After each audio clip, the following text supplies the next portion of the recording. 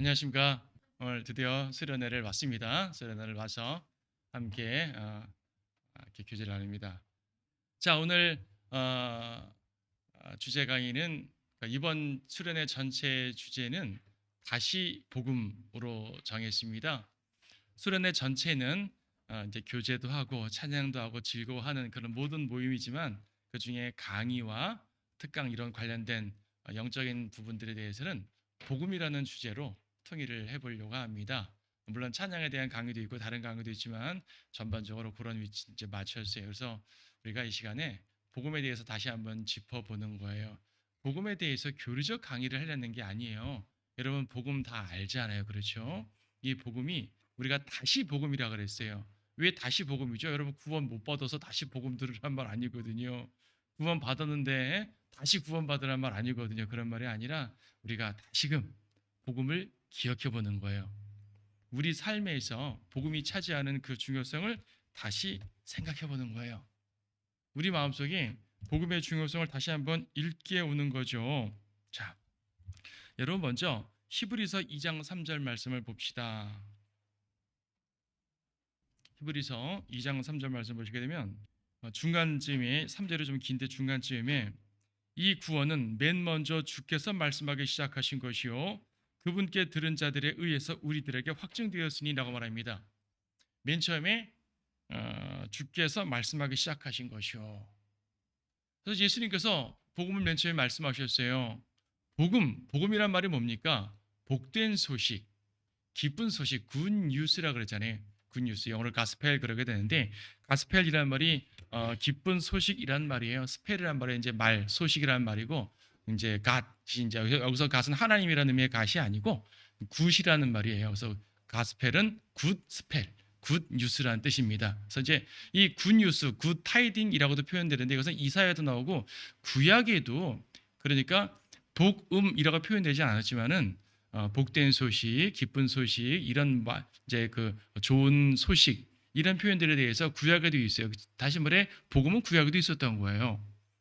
근데 우리가 말하는 복음은 옛날 복음과 내용은 좀 다르잖아요. 그리고 이 복음을 예수님이 시작하시다 말씀하셨어요. 마태복음 4장 17절 보니까 예수님이 처음 선포를 시작합니다. 회개하라 천국이 가까이 왔느니라. 물론 천국 복음의 교리적인 의미는 우리랑 다를 수가 있어요. 하지만 중요한 것은 주님이 복음을 시작했단 말이에요. 이 복음이 무엇이냐면 누군가를 살리는 것이 복음입니다.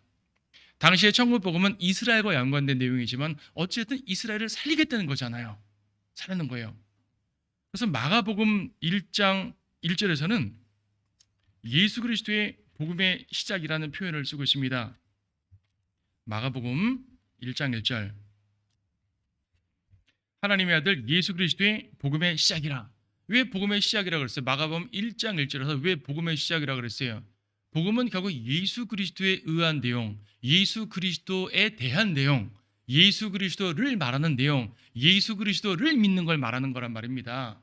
그러니까 복음서를 보게 되면은 복음서에 물론 다양한 내용이 있지만 이렇게 복음이 시작되는 거예요.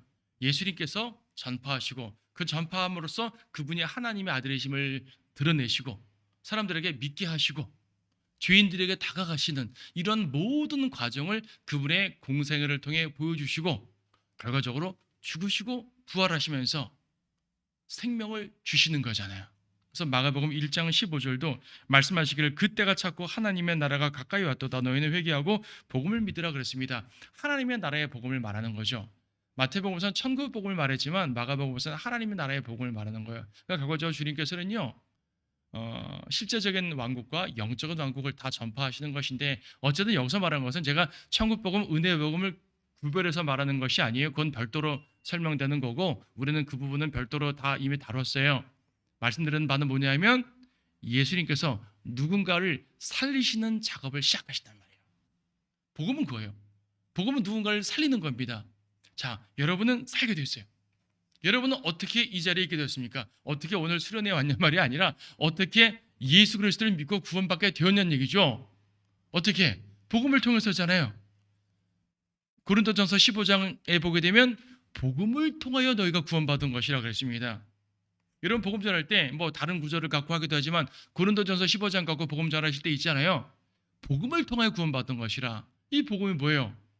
우리가 죄인이었는데 성경대로 우리 죄 때문에 죽으시고 장사한 지 4일 만에 부활하셨다 이거지 않습니까? 결과적으로 그렇게 해서 우리의 모든 죄들을 제거하시고 우리를 죄인에서 의롭게 만들으셔서요. 이 세상 나라에서 마귀의 나라에서 하나님의 나라로 옮겨주시고요. 저 지옥에서 하늘나라로 옮겨주시고요. 그렇죠. 흑암의 나라에서 광명의 나라로 옮겨주시고요. 죽었던 우리를 살려주시고요. 이게 주님께서 이루신 일이잖아요. 이게 복음이라고요. 여러분 어떻게 이 자리에 있게 되었습니까? 바로 복음 때문에 있는 거잖아요. 여러분들이 이 자리에 있기까지의 과정을 한번 생각해 보세요. 저는요, 여러분 뭐 각자의 간증하라면 뭐 한이 없겠지만 저도 제 구원 간증 아마 다른 시간에 몇 번 말씀드렸던 것 같아요. 저는 모태신앙이었어요. 제가 중학교 때부터 교회에서 교리 공부를 꽤 열심히 했어요. 그 담임하시던 그 전도사님이 아주 교리를 열심히 가르치셨어요. 칼빈주의 교리를 열심히 가르친 거예요. 선택받아서 구원받았다 이거죠. 나 선택 안 받았으면 어떡하죠? 선택 받았을 거로 여기란 얘기예요. 어떻게 여깁니까? 내가 이렇게 열심히 믿는 걸 보니까 난 선택받았을 거야.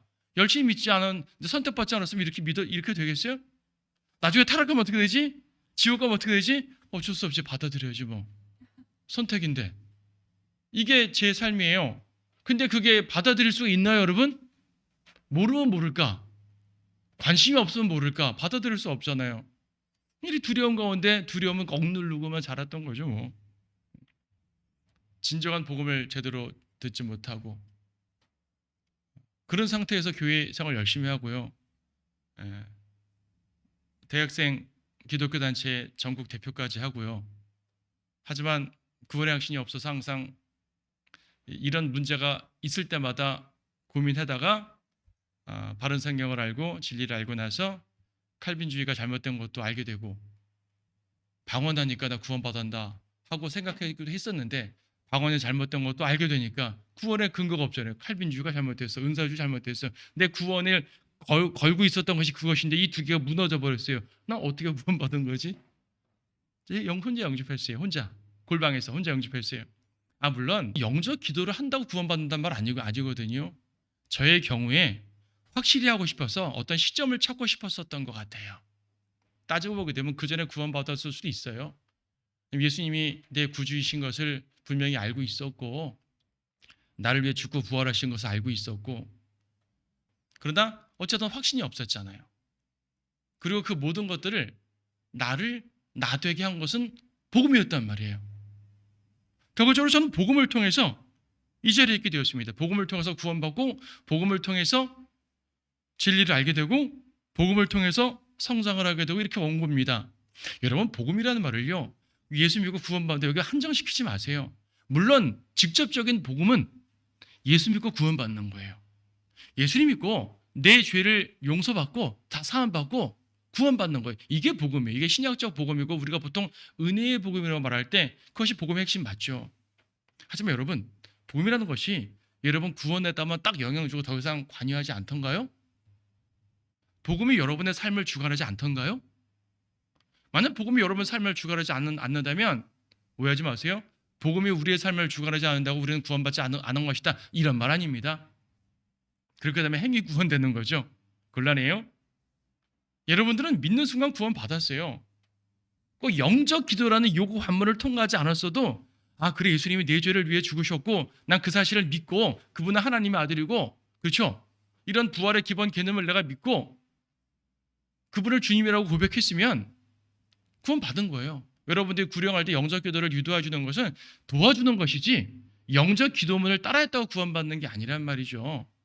어쨌든 여러분은 어떤 과정을 거쳤든지 간에 예수 그리스도를 내 구주로 영접했던 그 계기가 있었단 말입니다.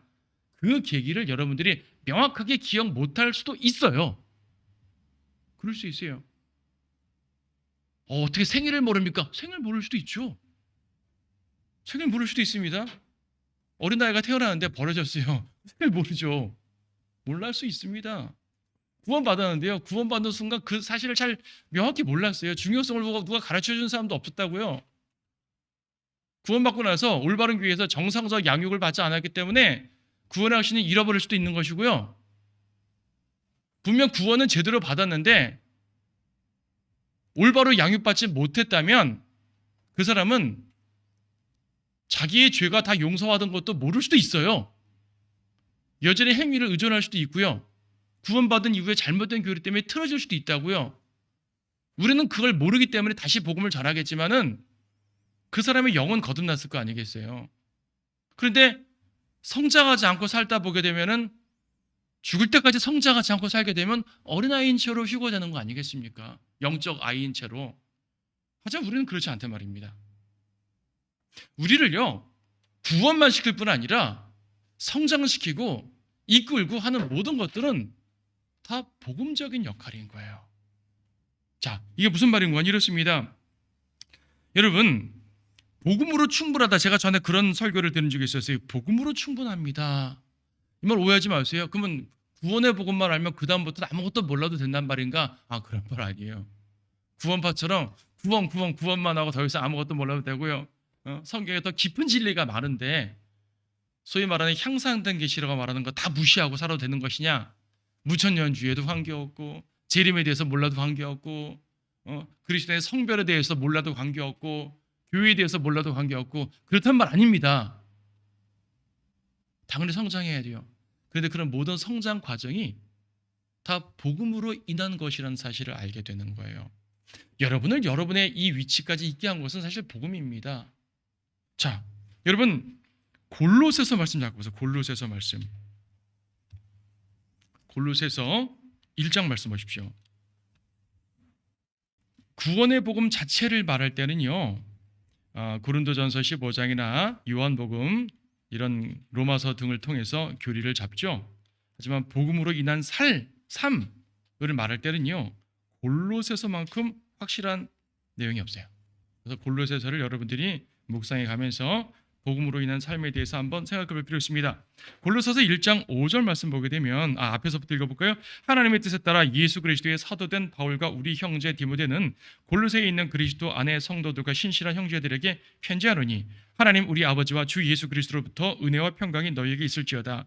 우리가 항상 너희를 위하여 기도할 때에 하나님 곧 우리 주 예수 그리스도의 아버지께 감사하는 것은 그리스도 예수를 믿는 너희의 믿음과 모든 성도에 대한 너희의 사랑을 들었으며, 자, 그 다음에요 5절, 너희를 위하여 하늘에 쌓여있는 소망 때문이니. 자, 4절에서 믿음 나왔어요, 사랑 나왔어요, 5절에서 소망 나왔어요. 소망 때문이니 이 소망은 너희가 전에 복음의 진리의 말씀 안에서 들은 바라. 복음의 진리의 말씀이라고 말하고 있습니다. 여러분 성경 말씀을요, 진리의 말씀이라고 표현하기도 하고 하나님의 말씀이라고 표현하기도 하고 다양한 표현이 있죠. 그 중에요, 믿음의 말씀이라는 표현도 나오고요, 복음의 말씀이라는 표현이 나옵니다. 매우 중요한 겁니다. 성경은 그 자체로 복음이에요. 복음이에요. 복음이란 말이 뭐라 그랬어요? 복된 소식이잖아요. 복된 소식입니다. 우리를 살려준 게 성경입니다. 우리를 진리로 이끌어주는 게 성경입니다. 우리를요, 세상에 무가치한 사람에서 그리스도 안에서 가치 있는 사람으로 만들어준 것이 복음이에요. 일단 여러분 지옥의 백성으로 계속 있었다면 가치로운 삶을 살 수 있겠습니까? 세상에서 아무리 교육을 많이 받고요, 그렇죠? 교양을 많이 쌓고요, 고등교육을 많이 받는다고 해서 교양에 있는 커뮤니티에 들어가서 멋지게 잘 산다고 해서 여러분들이 광명의 나라에 있는 겁니까? 아니잖아요. 여러분들은 여전히 어둠 속에 있게 되는 겁니다. 그렇게 되면요, 구원받지 못한 사람들은요, 마치 지하 감옥에서 조금 나은 포지션에 있는 사람과 같아요. 제가 한번 구원받지 못한 삶을, 죄인의 삶을 지하 감옥이라고 묘사한 적이 있었을 거예요. 들어보신 기억 날지 모르지만 사도 바울이 감옥에 여러 번 갇혔는데 그 중에 로마 감옥은요, 지하 감옥이에요. 사도행전 28장에 갇혔던 처음 감옥은 감옥이 아니라 가택연금 상태였고, 고른 디모데 후서에서 바울이 죽기 직전에 갔던 그 지하 감옥은요, 정말 깜깜한 지하 감옥이고 저 위에서 나오는 약한 빗줄기로 생활하는 것이고요. 그러니까 공기도 안 통하죠. 창문도 없죠. 항상 벌레들 병행군 가득하죠. 옆에 항상 축축하죠. 그렇죠. 그 더러운 곳, 이것이 바로 죄 가운데 사는 어둠의 삶이란 말이에요. 자, 똑같은 어둠의 삶 중에서 약간 포지션이 높은 사람들이 있어요. 감옥에 보면 좀 높은 사람들 있잖아요. 이게 세상에서 교양이 있고 부유하고 높은 데 있는 사람들의 모습입니다. 기껏해야 흑암의 나라에 있는 사람들이잖아요. 우리가 부러워할 대상이 아니잖아요. 여러분은요, 광명의 나라에 있어요. 이 빛의 나라가 얼마나 아름다운 건지 아십니까? 우리가 물론 하늘나라 가면 그 완전한 빛 가운데 거하고 아직은 그만큼은 아닐지 모르지만 영적 개념으로 말해서는 여러분들은 빛 가운데 거하는 거잖아요. 빛 가운데 거하는 백성들 중에서 약간 좀 높낮이겠다 쳐더라도 높낮이는 아니지만 그렇게 느껴진다 하더라도 그건 중요하지 않죠. 여러분에게 생명을 부여하고 여러분에게 이러한 위치에 있게 하신 것은 바로 복음입니다. 예수 그리스도께서 우리를 구원하셨고 우리를 이끄시고 그분의 생명을 풍성해 주신다는 얘기예요. 예수를 믿는 백성은요, 그 배에서 생수의 강이 넘친다 그랬죠. 요한복음 7장에서. 요한복음 7장. 네, 38절, 37절. 그 명절의 가장 큰 날인 마지막 날에 예수께서 서서 외쳐 말씀하시기를 누구든지 목마르거든 내게로 와서 마시라. 나를 믿는 자는 성경이 말씀한 것과 같이 그의 배에서 생수의 강들이 흐르리라. 생명이 넘친단 말입니다. 예수님께서는 생명의 빵, 생명의 물이라 그랬어요. 구원받는 거죠. 한 번 먹으면 더 이상 줄일 필요 없고 한 번 마시면 목마를 필요 없고. 근데 이것은 단지 구원만 말하는 것이 아니네요. 39절. 이것은 주께서 자기를 믿는 사람들이 받게 될 성령을 말씀하신 것이라. 구원받은 성령이 내주하시잖아요. 생수의 강이 넘쳐요. 근데 생수의 강이 있다가 아니라 흐르리라, 넘쳐흐르는 모습입니다. 여러분이 복음으로 생명을 얻었다면 그 생명이 여러분의 삶을 넘쳐흐르게 되는 겁니다. 난 넘쳐흐르지 못하는데요? 난 구원받지 않았나요? 그건 아니죠. 구원은 받았으나 말씀으로 양육받지 못하면 당연히 넘치지 못해요. 구원은 받았으나 죄 가운데 있으면 당연히 성령 충만하지 못하잖아요. 구원은 받았으나 육신 가운데 있으면 육신적인 삶을 살게 되면 당연히 생수의 강이 넘치지 못해요. 우리가 복음에 충실하다는 얘기는요, 단지 복음을 잘한다만이 아니에요. 그건 당연한 거고, 복음을 잘하는 건 당연한 거고, 일단 우리의 삶을요, 복음이 우리를 완전히 장악하게 만들어야 돼요. 복음의 삶이 날 장악하게 만들어야 돼요. 자, 우리가 골로새서에서 복음의 말씀이라는 표현을 봤습니다. 다시 봐요. 골로새서. 복음은요, 구원을 가져다 준다 그랬죠. 복음은 소망을 가져다 줍니다. 금방 1장 5절에 본 것처럼. 자, 6절. 그 복음이 온 세상에서와 같이 너희에게 이르니 너희가 듣고 진리 안에서 하나님의 은혜를 깨달은 날부터 너희 안에서도 마찬가지로 뭘 맺는도다? 열매를 맺는도다. 복음은 열매를 맺는 거예요. 이 복음의 열매가 꼭 구령 열매만 말하는 거 아닙니다. 당연히 구령 열매도 맺어야 되지만은 영어서 말해서는 구령 열매만이 아니에요. 성령의 열매고요, 의의 열매입니다. 이것을 골로새서 1장 10절은 어떻게 표현하고 있냐면 10절. 주께 합당히 행함으로 모든 일에 기쁘시게 하고 선한 일마다 열매를 맺고라고 말하고 있습니다. 영적인 열매입니다. 선한 열매입니다. 우리 삶이 선한 열매들이에요. 그렇죠. 복음은요, 날 구원만 하는 것이 아니라요, 나에게 믿음, 소망, 사랑, 특히 소망을 주고요, 하늘의 소망을 주는 것이고요, 복음으로 인한 삶을 살게 되면 복음은 열매를 맺게 됩니다. 1장 6절도 그랬네요. 6절을 좀 읽었죠. 6절 끄트머리에 열매를 맺는다 그랬고 10절에서 선한 열매라 그랬어요. 그리고 10절 마지막 부분에 하나님을 아는 지식이 자라나며, 복음과 진리의 지식을 구분하지 마세요. 복음을 통해서 진리의 지식까지 가야 되는 거예요. 복음을 통해서 진리의 지식까지 가야 되는 거죠. 오해하지 마세요. 자꾸 이렇게 구분하지 말라니까 어떤 분들은 자꾸 오해할 수 있어요. 아니, 그러면 진리의 지식까지 전해야 구원받는 겁니까? 그런 거 아니라니까요. 구원은 간단합니다. 여러분 다 경험하셨고 또 구령하셔서 구령의 경험이 있는 것처럼 구원은 간단해요. 나를 구원한 그 복음이 거기서 끝나게 하지 말라는 것이죠. 복음이 여러분의 삶을 장악했으면 좋겠어요. 복음이 우리의 생각을 온전히 주장했으면 좋겠어요. 복음의 말씀이, 진리의 말씀이, 복음의 말씀이. 왜 복음의 말씀이라고요? 나를 살리는 말씀이니까. 나에게 기쁜 소식을 주는 말씀이니까. 그렇죠. 기쁜 소식을 주는 말씀입니다. 자, 그래서요. 복음의 삶을 살게 되면 결과적으로 복음의 군사가 되죠. 그렇죠. 그러니까 단계는 그렇습니다. 복음으로 구원받고 복음의 삶을 살고 복음을 통해 열매를 맺고 복음의 군사가 되는 거예요. 그런데 이 단계를 뛰어넘고 복음으로 구원받고 바로 복음의 군사가 되려고 그래요. 나쁜 건 아닙니다. 구원받자마자 열정이 넘쳐서 복음 전하는 거 좋아요. 사도 바울도 다마스커스에서 구원받자마자 곧바로 주변 사람들한테 복음 전했어요. 나쁘다는 말이 아니에요. 근데요, 성장하지 않고 남들이 하는 거 보고 나도 한번 해볼게 따라했다가 아직 자기 안에 충분하게 성장하지 못한 상태에서 넘어지는 사람들 많이 본 거죠. 여러분에게 그런 열정 주셨다면 감사한 일입니다. 구원받자마자 열정을 주셨다면 감사한 일입니다. 그러면 그 성도는 열정을 받았으면 열정대로 복음을 전하되 복음을 전하는 외적 군사로만 끝날 것이 아니라 내적인 성장을 동시에 이루도록 노력을 해야 되는 거예요.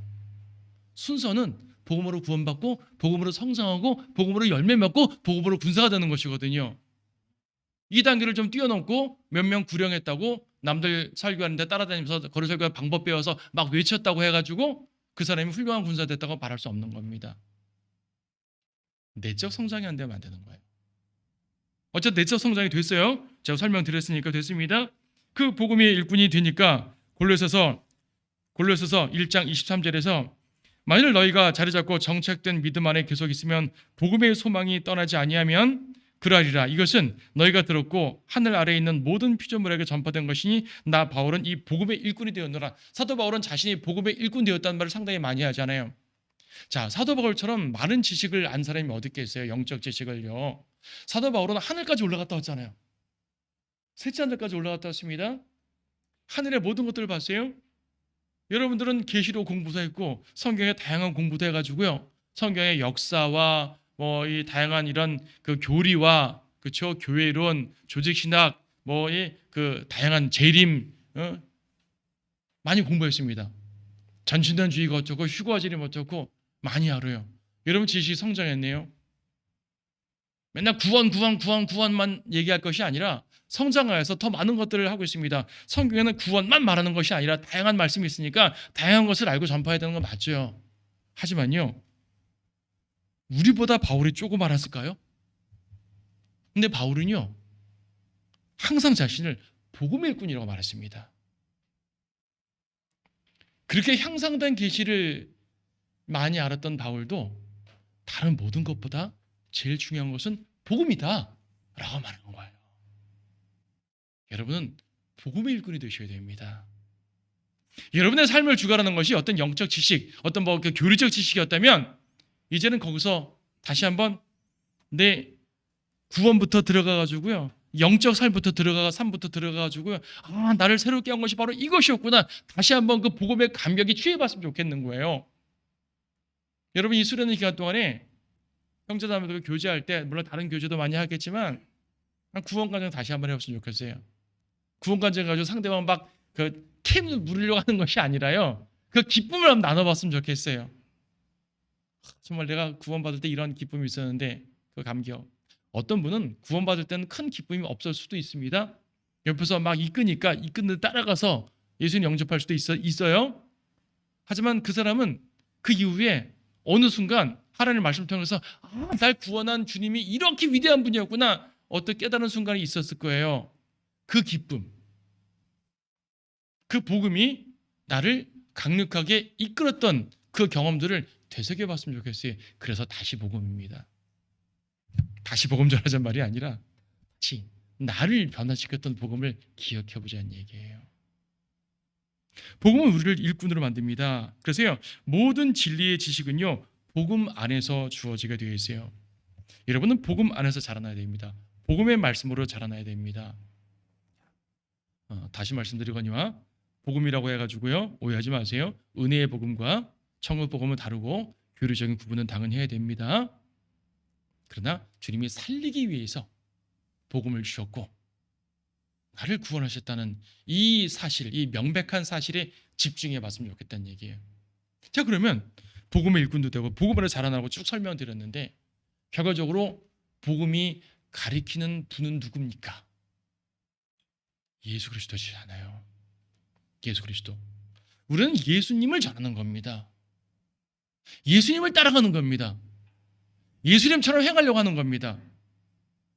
예수님처럼 변화되는 겁니다. 구원받은 것부터 하늘에 올라가기까지의 모든 과정은 예수님처럼이에요.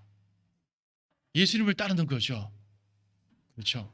그래서 예수 그리스도의 복음이라고 말하는 거예요. 왜 우리의 복음을 예수 그리스도의 복음이라고 말하겠습니까?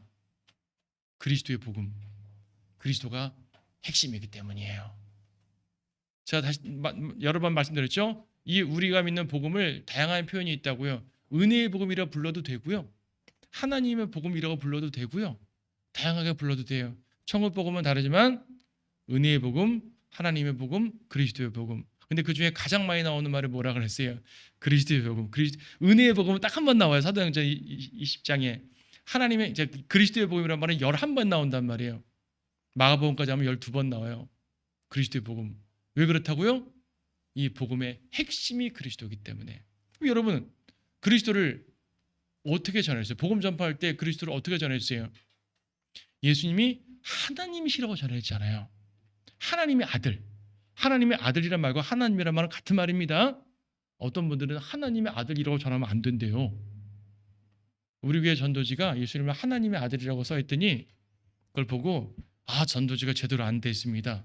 예수님을 하나님이라고 그래야죠. 하나님의 아들이라고 그러면 안 됩니다. 요한복음에서 예수님을 하나님의 아들로 믿으면 구원받아도 되어 있는데 그럼 그게 잘못됐단 말이에요. 베드로가 주는 그리스도고 살아계신 하나님의 아들이시니다, 이 고백을 가지고 주님은 예수 엄청 칭찬하셨는데 그게 잘못됐단 말이에요. 하나님의 아들이란 말과 하나님이란 말은 본질적으로 같은 말이에요. 왜 하나님의 아들이라 그런다 그랬어요?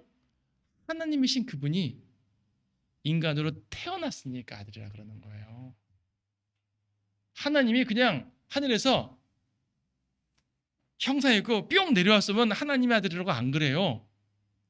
구약에서 주의 천사, 구약에서 주의 천사는 하나님이 그분의 우리의 인간의 모습을 현현하신 거잖아요. 하지만 현현하신 그분을 하나님의 아들이라고 안 불렀어요. 주의 천사라고 불렀죠. 근데 예수님은 아들로 태어났잖아요. 그럼 아들이 됐잖아요.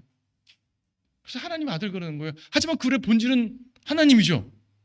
인간의 모습으로 태어났을 뿐이지 누가 인간의 모습으로 태어난 거예요? 하나님이 인간의 모습으로 태어난 거지 다른 어떤 존재가 인간의 모습으로 태어난 게 아니잖아요. 하나님이신 그분이 인간의 모습으로 태어났기 때문에 하나님의 아들이라 그러지만 본질은 하나님이란 말이에요. 그래서 우리가 하나님의 아들이라 말하나 하나님이라 말하나 같은 말입니다. 여호와의 증인들이나 하나님과 하나님의 아들을 구분해서 말하죠. 여호와 증인 같은 사람들은 아니고 누가 구분해요? 당연히 하나님의 아들이란 말은 하나님이란 말이죠. 어쨌든 우리가 그리스도를 전할 때요, 하나님이심을 전하는 겁니다. 예수님이 우리의 죄 때문에 죽고 부활하셔서 우리를 구원하십니다라고 말합니다. 도대체 예수가 누군데 날 위해 죽었다가 날 구원해? 이렇게 질문할 수 있잖아요. 우리 어머니가 나를 너무 사랑하셔서요, 저를 위해 죽었다 칩시다. 그렇다고 어머니가 저 구원하는 거 아니잖아요. 여러분, 남편이 아내를 너무나 사랑해서 아내를 위해서 죽었다 이거예요. 그렇다고 그 아내가 구원받은 거 아니잖아요. 나를 위해 죽어서 나를 구원할 수 있는 분은 하나님이 아니면 불가능한 거예요. 그 어떤 인간이 나를 위해 죽었다고 나를 구원할 수 있을까요? 그것도 한두 명도 아니고 온 인류를. 하나님밖에 안 되는 거잖아요. 아니, 흘린 피가, 십자가에서 흘린 피가 어떻게 내 죄를 씻어요? 여러분, 십자가는 예수님 혼자 달린 게 아니잖아요. 십자가형은 그리스 시대부터 있었다 그래요. 그리스 시대부터 십자가형이 있었는데 십자가형으로 얼마나 많은 사람들이 죽었겠어요. 얼마나 많은 피가 흘렸어요. 십자가에서 피 흘렸다가 모두 다 내 죄를 씻는 거 아니란 말입니다. 하나님의 피니까 가능하단 말이에요. 하나님의 피니까. 부활. 여러분, 부활 설명하면 사람들 잘 이해 못 하잖아요. 예수님이 날 위해 죽었대요. 거기까지는 그나마 좀 고마워할 수 있어요. 예수가 누군지 모르지만 날 위해 죽었다니 참 감사한 분이군. 날 위해 죽었다니까 고맙잖아요. 부활했다니까 어떻게 그가 부활해? 인간이 어떻게 부활해요? 과학적으로 설명 안 되잖아요. 인간이 어떻게 부활해요? 인간은 부활 못합니다. 하나님이니까 부활하는 거죠. 그래서 부활은 하나님의 능력으로 말하는 거예요. 우리가 앞으로 부활하죠? 그거는 예수님이 이미 부활하셔서 그 하나님의 능력으로 우리를 살리니까 부활하는 거죠. 예수님이 이미 부활하지 않은 상태로는 우리 부활할 수가 없는 거잖아요. 부활은 하나님의 능력이에요. 로마서 1장 말씀. 로마서 1장 4절. 거룩의 영으로는 죽은 자들로부터 부활하여 능력으로 하나님의 아들로 선포되셨으니, 부활은 그분이 하나님의 아들이심을 선포하는 모습이에요. 그러므로 예수 그리스도의 피 뿌리심으로 우리 죄를 제거하는 그 과정을 이루셨는데, 부활을 하지 않으셨다면 그 피 뿌리심은 의미가 없게 되는 거죠. 부활을 하지 못한 자는 하나님이 아니란 말이고, 하나님이 아닌 분이 피 뿌렸다가 뭐가 의미가 있냔 말입니다. 자, 제가 왜 말씀을 자세히 드렸습니까? 여러분이 그리스도를 복음 전파할 때, 예수님을 전파했다는 얘기는 그분이 하나님의 아들이심을 전했다는 얘기예요. 그냥 어떤 4대 성인이 날 위해 십자가에서 죽어서 희생과 사랑을 전파했다? 그런 소리 하지 마세요.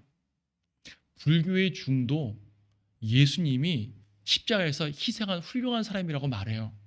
얼마 전에 어떤 그 영상을 봤더니 불교 그 강연 많이 하는 그 승려들 있잖아요.